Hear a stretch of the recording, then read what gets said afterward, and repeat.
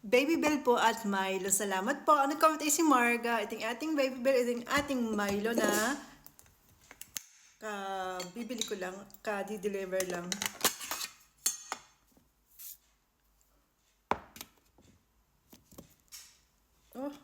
Nagluluto ako ng shampurado ngayon.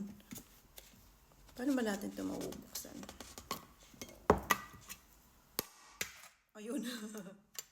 Okay. Ayusin ko na lang pagbukas mamaya. Ito yung ating Babybel na blue. Hi sa'yo, Marga.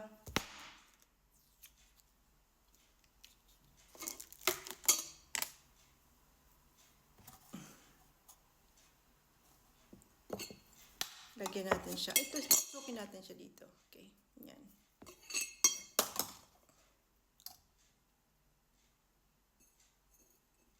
Oh, cheers!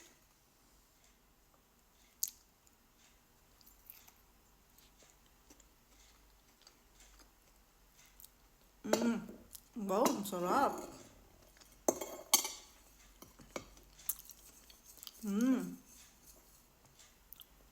9 out of 10. Cheers ulit.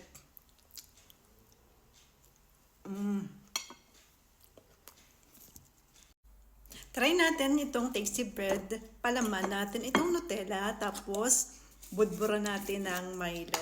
Ano kayong lasa, no? Siyempre, masarap. Yan.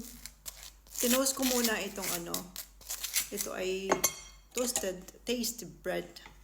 Tapos, ay kunti lang yung Nutella natin. Dagdagan pa natin ng konti.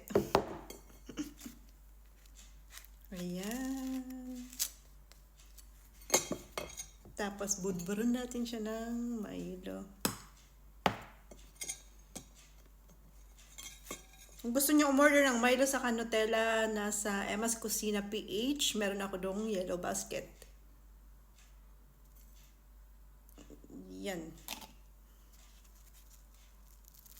Para matry nyo kung anong lasa ng tinapay, palaman, Nutella, at Milo.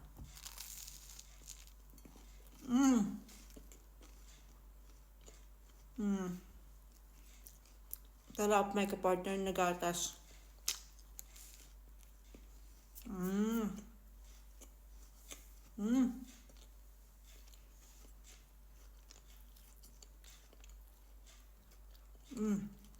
Sarap na almusal.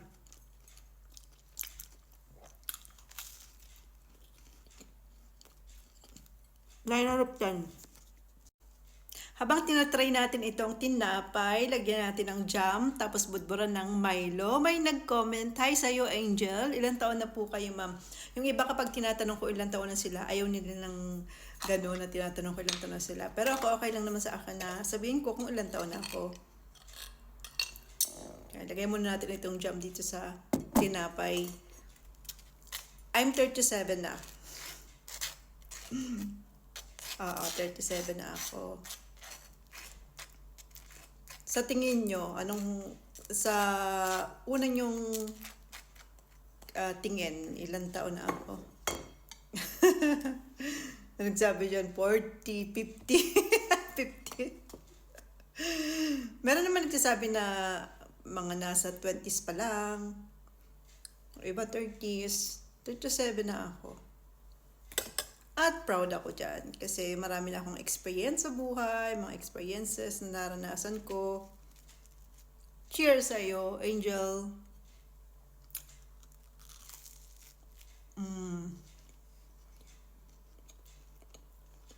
Marami na rin ako natutunan sa buhay. Kaya, ito yung edad ko na gusto ko. Kesa nung mga nasa 20s ako.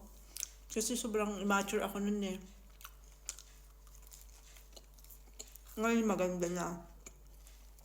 Kasi ngayon, alam ko na kung ano yung gusto ko sa buhay. Yung nagpaplano na ako. Kasi meron na akong anak. Tapos, kakaroon ako ng vision, nag-i-imagine ako para sa future, mga ganyan. Dati kasi nasa 20s ako.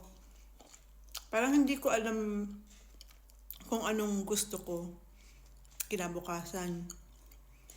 Nag, nasa ano ako noon eh. Time na present. Sobrang present na hindi ko iniisip yung future. Ngayon naman, nasa present ako, pero iniisip ko yung future. Hindi ko na binabalikan yung past. Kasi past na yun eh. Kaya, ayun, mas okay ngayon, nasa 30s na ako kasi sobrang matured ko na. Yun yung masasabi ko. Tapos, open-minded na rin ako. Open-minded. Networking. Open-minded. So, sobrang lawak na ng pangunawa ko. Hindi na ako sensitive sa mga bagay-bagay. Hindi ako emotional. Ayun. Sarap pala nito. Sarap.